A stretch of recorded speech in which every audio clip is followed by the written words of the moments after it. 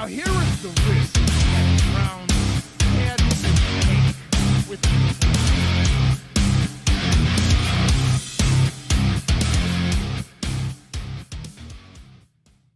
I love you, Cleveland. And I love you, Ohio. And a very pleasant welcome to this week's version of Bonus Time with Drennan here on the Big Play Sports Network, brought to you by our good friends at FanDuel. Hi, I'm Bruce Drennan, along with Ryan Smith, and we're really glad to have you aboard. We got a lot to cover on today's show. Ryan, how you doing, partner? I'm doing great, Bruce. Excited to be here on a Wednesday with you. Let's get into bonus time. Do you like clam bakes? Believe it or not, that's funny you bring this up. I was just having this conversation with somebody a week ago. Never been to one. I've never eaten a clam. You're kidding. I've never eaten a clam in my life. Oh. Am I missing out? Yes.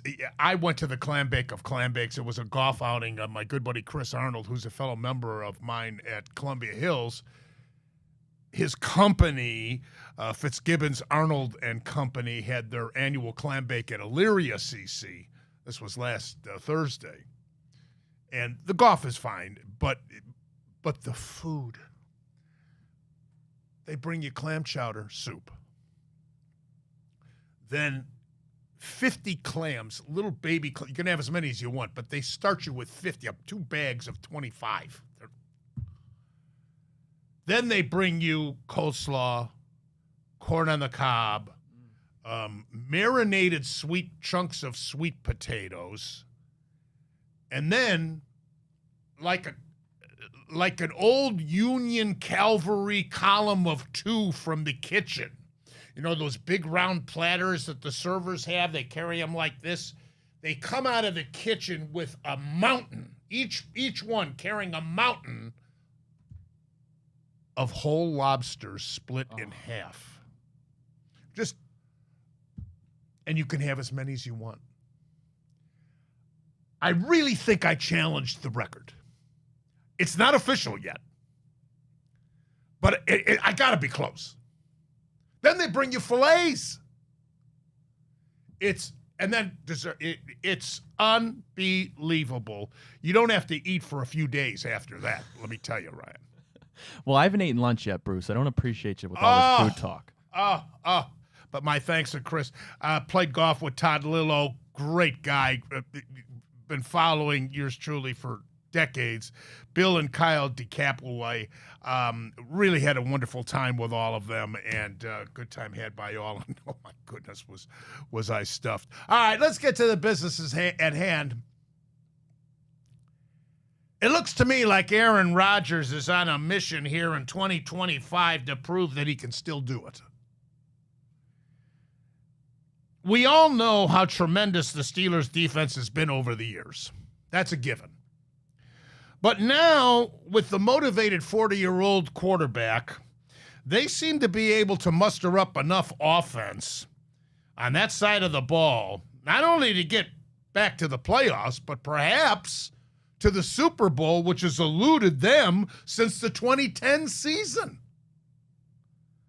That's when they lost to the Green Bay Packers. Green Bay had a quarterback that year by the name of Aaron Rodgers. Sunday, Rodgers threw for 235 yards against the Browns, 2 touchdowns without being sacked by Myles Garrett or any other of the Browns' defenders. Rookie QB Dylan Gabriel 6 times was sacked, and he was hit 16 times. Steelers' defense was relentless against him. Rodgers finished with a quarterback rating of an excellent 115.3, and outside of a stunning playoff upset of the Steelers back in 2020, the Browns now have not won in Pittsburgh since 2003. Managing to score only 9 points in this game. The Browns have now gone 11 straight games without scoring 17 points. Think of that. The Browns' offense was only able to rush for 65 yards total.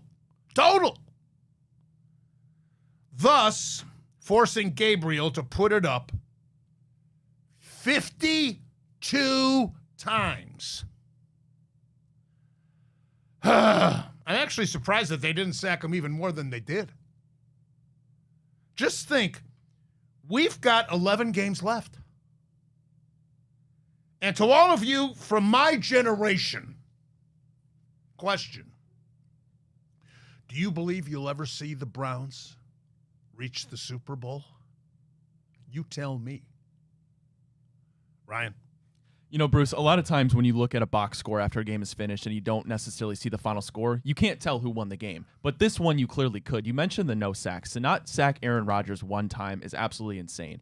The Steelers treated Aaron Rodgers like he was Dylan Gabriel, and the Browns treated Dylan Gabriel like he was Aaron Rodgers. The Steelers' game plan was phenomenal. You established a run game. You built this play-action bootleg with Aaron Rodgers, who was able to absolutely decimate our defense. And then vice versa, you treated Dylan Gabriel like he's been in the league for 10 years. He didn't have a run game. Quinshon Judkins was on the field for the same amount of time as Jerome Ford. 52 pass attempts, 58 dropbacks. You're not going to win any games with a rookie throwing the ball 50 times, Bruce. It's mind-boggling. I don't understand. I don't care if you're down in the entire game. Quinshon Judkins has been the one piece of this offense that is redeemable and watchable. To have him on the field at the same time as Jerome Ford is malpractice. That's a word I've used a lot this week, malpractice, because what Kevin Stefanski, the game plan that he installed for this week against the Steelers, on the road nonetheless, Bruce, it made no sense to me. It's absolutely absurd, and right now, nothing, no identity the Browns have. It's quite disgusting, and they're the hardest watch in the National Football League by far. I am not calling like a lot of the fans and some of our colleagues for Stefanski's job yet. But a change of culture may indeed be necessary. Because even if he had a lot of talent, I just don't know if he can do it. But the biggest reason that I'm holding back, and I'm going to let the cat out of the bag, so to speak, Ryan and I do a segment of picking the games, the top games in the NFL with the spreads. Believe it or not, the Browns are actually the favorite against Miami. How in heaven's name Vegas came up with that computerized spread, I don't know. But they are. I'm going to pick the Browns. And I'm letting that prediction come out early, Ryan, because if they can't beat Miami, and if they don't beat Miami, you don't want to miss next week's show.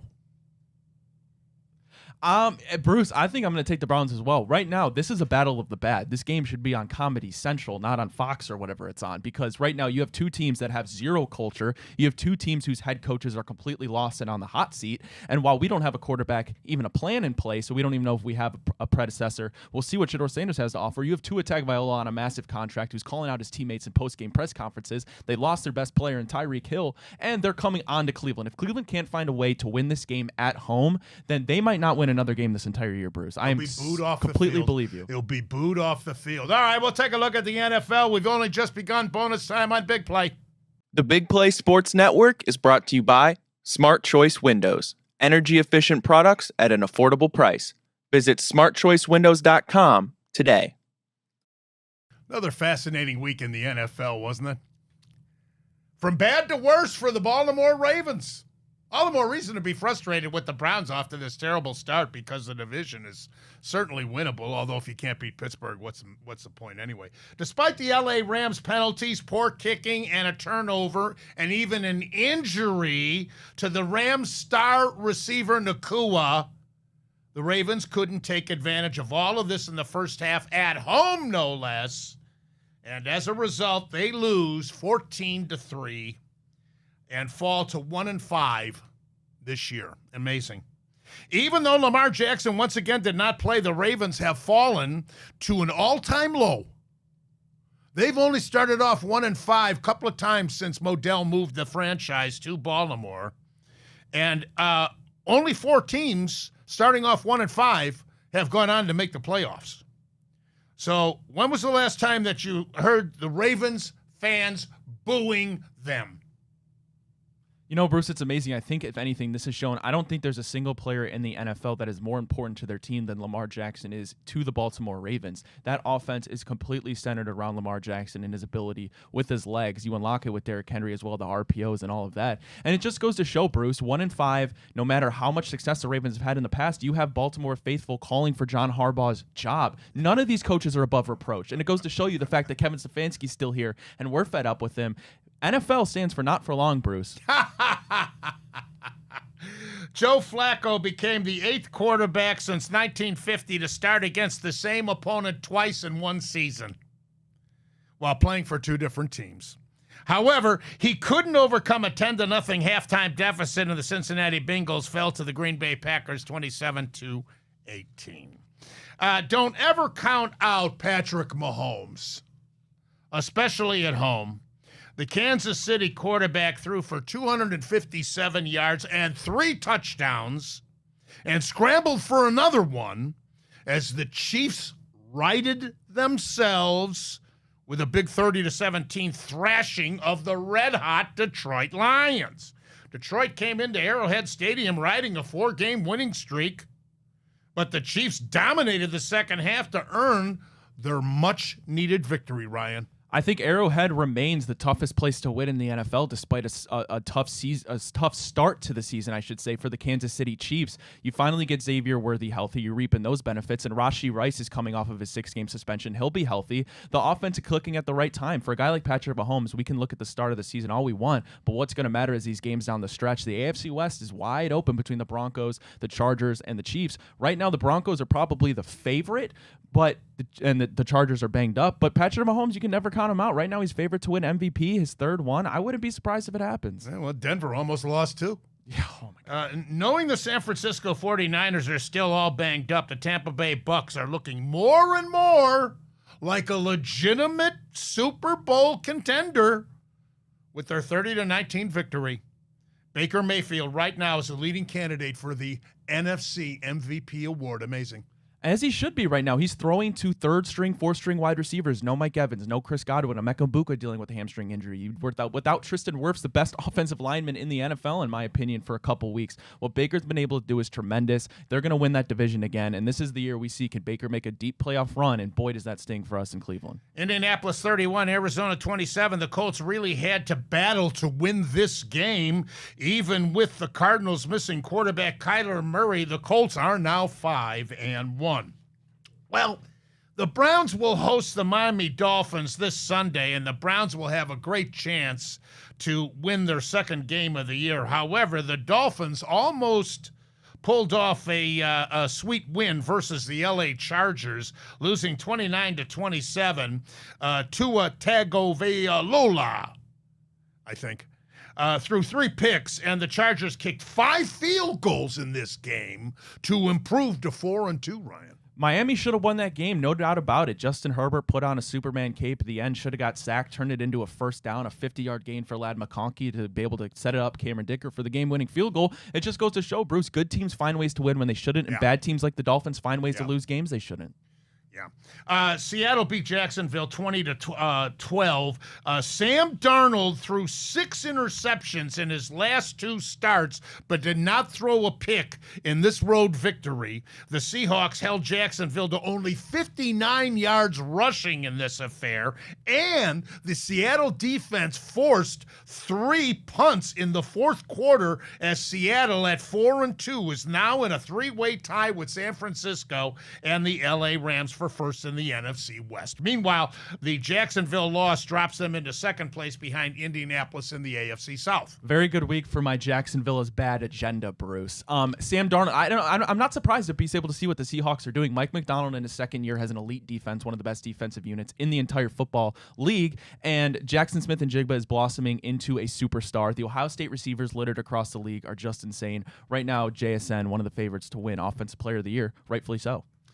What's wrong with the Buffalo Bills? Great question. Think how many members of the media and millions of fans across the country thought this would finally be their year to go to the Super Bowl and perhaps win it. Atlanta's Brian Robinson rushed for 170 yards, including an 81-yard touchdown run in the second quarter as the Bills got trounced in this game. 24-14 Monday night. Josh Allen threw 2 picks, and the Falcons dominated and led 21-7 at the half. The Bills, with this loss, fall into a tie for first in the AFC East with New England. Meanwhile, Atlanta 3-2, as early as it is back in the playoff picture. Bijan Robinson right now has to be considered the best running back in the NFL. His ability to go out wide, his ability to run the ball through the A-gap is just absolutely insane. And for the Bills, you're seeing the lack of a wide receiver one is coming to haunt them. You see what Stephon Diggs is doing with New England, even at his age. Keon Coleman needs to take a step up. You need to give Josh Allen weapons. It's not going to be good enough. We know how good Josh Allen is, but at the end of the day, he needs somebody to throw the ball to. And Penix is earning the respect of the Atlanta faithful, that's for sure. Chicago Bears' new kicker, Jake Moody, made a 38-yard field goal as time expired to give the Bears a 25-24 victory at Washington over the Commanders. Washington committed 3 turnovers in this game, including a fumbled handoff as they were trying to run out the clock. That gave the Bears their chance to steal this victory, which they did because of Philadelphia losing again. Washington at 3-3 is only a game back in the NFC East. And don't look now, but the Bears at 3-2 are right there with the front-running Green Bay Packers, who lead the NFC North at 3-1-1. Amazing. A huge win for the Bears. You go back last year when they played the Commanders, the Hail Mary, Jaden Daniels chucked it into the end zone, and they ended up beating the Bears. And after that, the Bears season completely unraveled. I think this game just says more about the Commanders. 3 turnovers, the one you mentioned that cost them. You can't have that. I don't expect the Commanders to have many more games with 3 turnovers. So I think the Bears did get a little bit lucky. I'm not in any near panic mode for the Commanders, but a huge win for the Bears to get them some momentum. Don't look now, but former Buckeye great Mike Vrabel's New England Patriots are relative again. Young quarterback Drake May threw 3 touchdown passes with no picks, leading the Pates to a 25-19 victory. And they are now 4-2 and right on the heels of the front-running Buffalo Bills. That's amazing, too. It's just not fair, Bruce. It's not fair. How do you luck your way into a guy like Drake May who looks like Tom Brady? They even kind of look alike if you put them side by side. It's amazing. But no, go figure. Mike Vrabel comes in, fixes the defense, sets a new culture after Mayo failed in New England, and now they're reaping the benefits with a great chance to win the AFC East again. And finally, last Thursday night, the much-maligned New York Giants clobbered the Super Bowl champion Eagles 34-17. Rookie quarterback Jackson Dart out of Mississippi and rookie running back Cam Skattebo out of Arizona State led the way. Dart was 17 of 25 for 195 yards and a touchdown. Quarterback rating of 104.6. Skattebo, 19 carries for 98 yards and 3 touchdowns.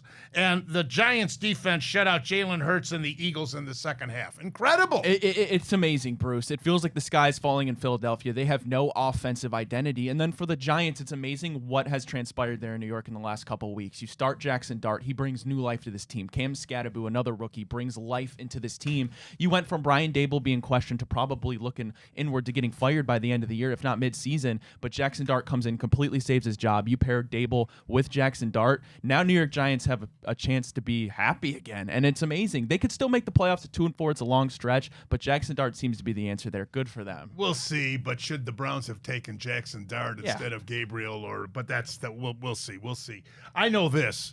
After this weekend, there is no question. You can't pick one team for sure to get to the Super Bowl. You just can't do it, Ryan. I completely agree. I don't know if there's ever been more parity. Look at the AFC. It's the Colts, Chargers, New England at the top, Bruce. It feels like 2010 again. I know. All right, when we get back, we'll take a look at how Ryan and I did with our picks last week and look at the top games coming up this weekend in the NFL. Bonus time with Drennan, Big Play Sports Network, brought to you by FanDuel. The Big Play Sports Network is brought to you by Lake Spur Marketing, connecting your brand to the right customers. Visit lakespurmarketing.com today. All right, this last week I went 3-2. We chose 5 games to look at against the spread, and I went 3-2. And Ryan had a very good week. He went 4-1. Oh, I needed that. Yeah, you did need it. That's for sure. I actually took the Browns, gave them the benefit of the doubt against Pittsburgh. You went with Pittsburgh. We both had the Rams plus the points against Baltimore. That was an easy one. You had Seattle against Jacksonville, and I told you last week that I really thought Seattle, but I went with Jacksonville because I picked them to win that division because of You're a loyal guy. Not taking Hunter. And we both had Tampa Bay, and you had Detroit. I took Kansas City because as I just said in the previous segment, don't take Mahomes for granted, especially at home. So on the season, I am now 16-14 against the spread, and Ryan is 13-17. All right, here we go this week. I've already let the cat out of the bag that I'm going to take the Browns, who are a 3-point favorite, believe it or not, against Miami. And the way they've got to win this game is run right at Miami with Judkins and Ford and anybody else that they can hand the ball off to without fumbling. And run, and then make short, safe passes for Gabriel. And they've got to win this game. They've just got to, and they should cover. I'm going to go with the Browns as well. Dylan Gabriel's first start at home. He has to win this game. Dolphins' offensive line is bad. Dolphins' defensive line is also bad. Myles Garrett has to make an impact. He has to get in the box score. And the Browns have to win this, or else it really feels like the sky's falling, even more than it is. Pittsburgh's -5.5 on the road against Joe Flacco in Cincinnati. Your pick. This one, I want to take the Steelers, but I'm going to take the Bengals. The Steelers are historically bad on Thursday night in Cincinnati. I think they're going to have just enough juice. Mike Tomlin upset that Joe Flacco got traded to the Bengals. I'll take the Bengals to cover this one. I'll take the Steelers. The L.A. Rams are -2.5 on the road at Jacksonville, and even though Jacksonville is, a pick I've made because I think the Browns really screwed up by not taking Hunter, but I'm going to take the Rams in this game. I think that they indeed may wind up being the NFC champs this year. Long way to go, but we know they've done it before with Stafford. Yeah, didn't love what I saw out of the Rams offensively against Baltimore, but I'm going to pick them again. They've been one of the best teams this season. They were a sleeper pick to win the NFC. I'm going to continue that. I trust Sean McVay to cover against a rookie head coach 10 out of 10 times. Philadelphia's -2.5 on the road against Sam Darnold, or against Minnesota, I should say. Minnesota is at home getting points. Ryan, your pick. Hey, right now it seems like the sky's falling. As I said in Philadelphia, I'm going the Vikings all day. The Eagles' offense has been horrible. Brian Flores has one of the best defensive fronts. They're going to get after Jalen Hurts. I think they score enough, and I think they win this game. Just when you think the Eagles, the Super Bowl champions, are vulnerable is when they'll step up. I'll take Philadelphia. Indianapolis is getting 1.5 on the road against the L.A. Chargers. I'm going to go with Harbaugh and company at home. They need this win. So does Herbert. They do need this win, but I don't think they're going to get it. The Colts right now are rolling. They can't protect Justin Herbert for much. The Colts, Jonathan Taylor is right now the leading rusher in the NFL, and Daniel Jones continues to do enough. Until they give me a reason to prove that they are false, I think they're contenders, and I'm going to stick with them. Tampa Bay is getting 5.5 at Detroit. Your pick. Got to go with Detroit. They're going to get a bounce back after losing to Mahomes and company in Arrowhead. Potentially without Mike Evans, Chris Godwin, and Emeka Egbuka. Baker has been tremendous this year, but I think this is the week that we finally see the injuries catch up to him. I'm going to go the Lions. I think they can cover the spread. They're going to play tough, and so I'll take Tampa Bay. Houston +3.5 at Seattle. I'm going to go Houston. They seem to be getting their act together. They do seem to be getting their act a little bit together, but Seattle, again, one of the best defenses in the NFL. They're red hot. Until I see Houston be able to consistently put up 20, 25-plus points, I got to roll with the better defense right now. When we get back, we'll take a look at what happened in college football. And, oh, brother, was there a lot of big games this last weekend and forthcoming as well. That's next on Bonus Time here on Big Play. The Big Play Sports Network is brought to you by Garage Beer. No bitterness, no frills, no IPA, just beer-flavored beer. Find local retailers who sell garage beer near you by visiting drinkgaragebeer.com. I just love college football. How can you not love college football, the enthusiasm? I do not play golf on Saturdays because I just have to look forward to watching from morning till midnight all the games. It's just fantastic. And we start off with Ohio State, still number 1 in the AP poll, 34-16 victory over Illinois. And the Buckeye defense forced 3 turnovers and turned those turnovers into 21 points. Sayin continues to get better and better and better, Ryan. It's amazing to see Julian Sain vault into the top 5 for Heisman race. A rookie, potentially, well, rookie is the wrong word to use, but you know what I mean. Freshman, he's been amazing. The Ohio State defense is by far the single best unit in all of college football, and one of the best units I've seen maybe since LSU's offense with Burrow and company. What Matt Patricia has done is nothing short of amazing. A great win again, and again, they cover. Next game's at Wisconsin. Your boy Fickle's in trouble, that's for sure. 1 week I'll be an Ohio State fan, by the way. Number 2 is Miami. They were idle. They will host Louisville Friday night. Number 3. The Indiana Hoosiers have gone up 4 spots in the AP rankings with their 30-20 victory over Oregon. 6-0, displayed great defense versus maybe the fastest team in the country. This was brilliant coaching by head coach Kurt Cignetti, who probably Penn State will be going after. And what a great game by the Indiana quarterback, Mendoza. Just amazing how this Cignetti has done such a fabulous job with Indiana. It's incredible. Kurt Cignetti was asked last year at the end of their awesome season, although it fell short in the playoffs, if he ever considered leaving. And he said, why would I leave coaching an emerging powerhouse? And he's absolutely right now. The Indiana Hoosiers got first place votes. They have the best wins in all of college football. And you mentioned Fernando Mendoza, big guy, 6'5". He could potentially be the next Browns quarterback, and I'd be all for that. Yeah, let's just keep drafting him. Eventually, got to get one right. Indiana will host Michigan State coming up, and Oregon will play at Rutgers. They're going to beat them by 50 or 60. Watch. All right, number 4 is Texas A&M. They run up 1 spot in the AP following their 34-17 victory over Florida. After upsetting Texas, reality set in for the Gators against the Aggies. Marcel Reed continues to play tremendous. Mario Craver is one of the best downfield threats in all of college football. Right now, Texas A&M looking to claim that SEC crown. Yeah, and they're going to be at Arkansas this coming weekend. Ole Miss is number 5. They're down a spot following a 24-21 victory over Washington State. Shouldn't have been that hard for them. The Rebels escaped in this game. They trailed 14-10 late in the third quarter, and Washington State led this game for the majority of the first 3 quarters. Next game for Ole Miss is at Georgia. We'll see how good they really are. Number 6 is Alabama. Now, they're up 2 spots in the AP poll with their 27-24 victory over Missouri. The Tide handled the Tigers. They handed them their first loss of the season. That snaps a 15-game home winning streak for Mizzou. And Bama has now won 5 games in a row. And you know, Missouri's a good team, but they just can't throw deep, Ryan. You know, this is why college football, I love it too, Bruce. It's so romantic. Bo Pribula, the quarterback for Missouri, transferred from Penn State. I bet they wish they had him right now after seeing Drew Aller go down. Ty Simpson, from week 1 against Florida State up to this point, had the best transformation in terms of how good he's gotten. Right now, one of the Heisman favorites. Kalen DeBoer completely turning around what was an ugly loss at Florida State. They're right on the edge to win the SEC again, Bruce. Yeah, Alabama's going to be hosting Tennessee. That's going to be a great game this weekend. Missouri is at Auburn.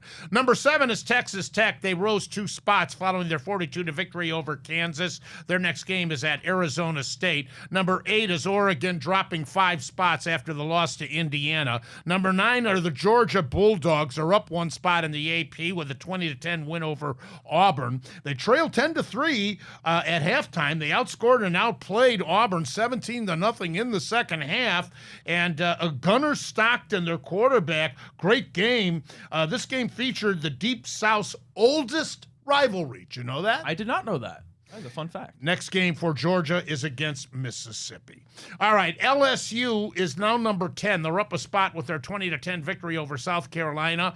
They're now 5-1. Their next game is at Vanderbilt. Number 11 is Tennessee. I mentioned their next game is at Bama. They beat Arkansas 34-31, a high-scoring game that probably shouldn't have been that close. Georgia Tech is number 12. They don't have a tough schedule for the rest of the way. They're up a spot in the AP after a scare overtime win against Washington, again, I beg your pardon, against Wake Forest, a 35-20 victory this last week against Virginia Tech.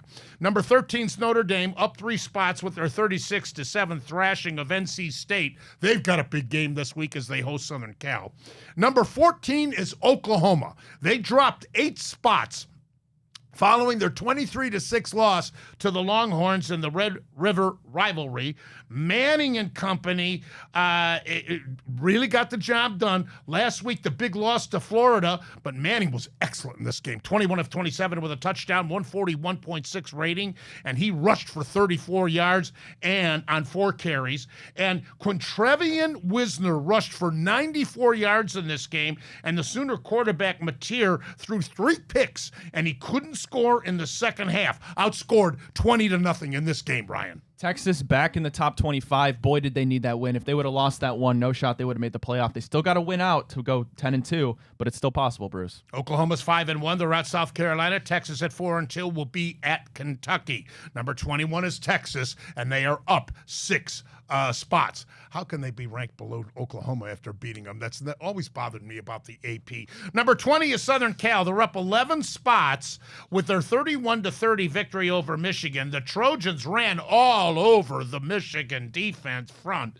rushing for 225 yards against the Wolverines, 158 of them by King Miller, including a touchdown. Trojans now 5-1, they're at Notre Dame, big game. Michigan falls to 4-2 and has another tough opponent Saturday at home against Washington. Michigan falling out of the top 25 as a result of this loss. Yeah, horrible game for Bryce Underwood. Really tough for the young kid. You know, every game that Michigan loses, it's just going to make that Ohio State game that much more interesting, because if Ryan Day manages to lose that one again, boy, is the noise going to get loud. Yeah, but he could go on and win the national championship again like he did last year. Number 25, rounding it out, is Nebraska. They rose 5 spots and broke into the top 25 with a 34-31 victory over Maryland. They will be at Minnesota, I beg your pardon, this coming Friday. And finally, before we move on, James Franklin was fired at Penn State.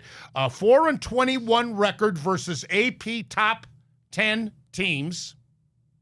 15 straight losses versus teams ranked in the top 6. Franklin, Penn State, agreed to Franklin to hire DCs. Franklin wanted Jim Knowles as his defensive coordinator. They agreed to that. He got the highest contract of any assistant coach in the country at $3 million, and look what happened. Upon Franklin's urging for more NIL money from the alums at Penn State, that's how they got Alar, the quarterback from Medina, Ohio, running back Nicholas Singleton, and defensive end Danny Dennis Sutton, and Trojan transfer received $3 million, and look what happened. Upon Franklin's urging for more NIL money from the alums at Penn State, that's how they got Alar, the quarterback from Medina, Ohio, running back Nicholas Singleton, and defensive end Danny Dennis Sutton, and Trojan transfer receiver Trevor Pena, from transfer from Syracuse he came from. And so Franklin, they had it. Now, some would argue that I can't believe that he lasted this long, quite frankly. Some would say the administration was just satisfied to be relative again following the Sandusky scandal. But that's many years removed now. Does this student body even know about that or care about that, or let alone the alums? I can't believe he lasted this long. But with losses to UCLA and Northwestern, what else could they do? $49 million buyout. James Franklin is going to be just fine, but it's amazing. The biggest failure in college football this season, without a doubt. This is the year you followed the Michigan-Ohio State formula. You went all in with NIL. You had a great quarterback in Drew Aller, who now suffers of the season-ending injury. Bruce, one of the biggest disappointments we've seen in college football history. A little baseball next. Austin Hedges will remain with the Guardians. Bonus time with Drennan. Big play brought to you by FanDuel. The Big Play Sports Network is brought to you by Fairway Ford, the largest inventory of new Ford trucks, the lowest pricing, and same hometown level of service. Visit fairwayfordohio.com today. Well, Blake Snell and now Yamamoto, the defending world champions, the Los Angeles Dodgers, are proving that great pitching will stop great hitting every day of the week. Yamamoto game last night was the first complete game thrown in the postseason in 8 years. And the Dodgers now have a 2-0 lead and will go back to the West Coast almost assuredly to send them back to the World Series to defend their championship. Snell and Yamamoto winning the first 2 games in Milwaukee combined, get this, for 17 innings, allowing only 2 runs, only 4 hits, 1 walk, 17 strikeouts. Are you kidding me? This is against the best hitting team in the major leagues, I might add. And in front of their home fans, the Brewers' home fans, no less. Meanwhile, I'm glad to see that the Seattle Mariners grabbed a 2-0 lead in the ALCS versus Toronto, because the Seattle franchise has never appeared in the World Series during even during the Ichiro era. They didn't make it. And like the Dodgers, Seattle won their first 2 games on the road. I was also glad to see that the Yankees were eliminated, the Tigers were eliminated. And how about that historic 15-inning marathon game? Also, I know the Cubs didn't, I said so all along, I didn't think they had the pitching to really go far in the playoffs, especially against that powerful Brewers lineup. But the Dodgers obviously do. And I will admit, as much as the Dodgers are proving that indeed they're worthy world champions and will be extremely difficult to dethrone this year, I was very surprised that Philadelphia lost the first 2 games to the Dodgers at home in the ALDS. The Philadelphia fans have to be absolutely shattered. Think of that payroll. All these years they've been disappointed with this great team in the postseason, and now that team will be broken up because of free agency, trades, etc. So the playoffs are fascinating, but it's hard to think the Dodgers can't repeat now, Ryan. You know, it's amazing. It just goes to show the Dodgers all about the regular season. It's all about staying healthy, because when you get into the postseason, it really doesn't matter where they play. They're the better team. And it'll be interesting, Bruce. I'm wondering if the Dodgers inevitably do go ahead and win back-to-back World Series, what impact that will have on what seems like an inevitable lockout. See, where Bellinger's opting out, and he's going to be a free agent. Alonso's going to be a free agent. Bregman's opting out, too, of the Red Sox. Yeah. But Philadelphia, how do you explain them at home? Ugh. And not even club. The pitching of the Dodgers has just been off the charts. And again, as I said, we haven't even seen a complete game in like 8 years. So, but this Seattle franchise really is kind of a Cinderella story, especially with Raleigh being the switch hitting power catcher who had all those home runs, and it's amazing. But there you have the baseball update. And finally, hey, a week from tonight, the Cavaliers open the season, Ryan. I'm so excited, Bruce. After this Browns start to the season, you need to wash that all out. The Cavaliers, NBA Finals expectations. It'll be a nice little turnaround to what is hopefully a 2016-like Cavaliers season. At New York to open up against the Knicks a week from tonight. Go Cavs. All right, when we come back, time for the Ask Bruce segment. That's next on Bonus Time here on Big Play.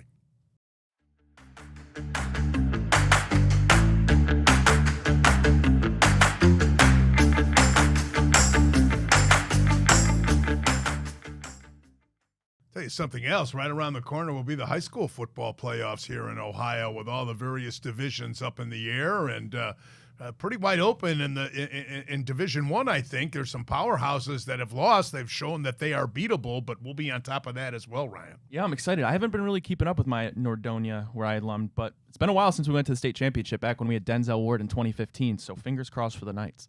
Ask Bruce segment, fire away. All right, we'll start here with the Cleveland Browns. Hey, Bruce, how many more games would you give Dylan Gabriel to prove himself before turning over the quarterback keys to Shedeur Sanders? I didn't think it was right for speculation that you put Sanders in at the end of the game in this last one here against Pittsburgh. Let's find out about Gabriel. I think this next game against Miami is incredibly significant. As we covered already in the previous segments, if the Browns can't beat Miami, who's in a state of disarray, at home, and Vegas has made the Browns the favorite. Believe it or not, I still can't get over that. How can they be the favorite over anybody? But they are. And it's a must win for sure So let's find out what Gabriel can do against a bad team. If he tanks it, you got to start considering Sanders, I think. Alrighty. Hey, Bruce, in your opinion, what would it take for Kevin Stefanski to keep his job after the season is over? Well, the simple answer is start winning, for goodness sakes. But that's easier said than done with this bunch. I reiterate what I said at the beginning of the show. If they lose to Miami at home, as miraculously as it seems Vegas making them the favorite, don't miss next week's bonus time with Drennan on the Big Play Sports Network, brought to you by FanDuel. Alrighty. Hey, Bruce, do you think Myles Garrett has a right to complain in his post-game press conferences as the team's best player, or did the contract he signed take that right away? Absolutely. And I will reiterate, like I said way back when I caught wind of a rumor that the Browns may be making a trade to get Prescott.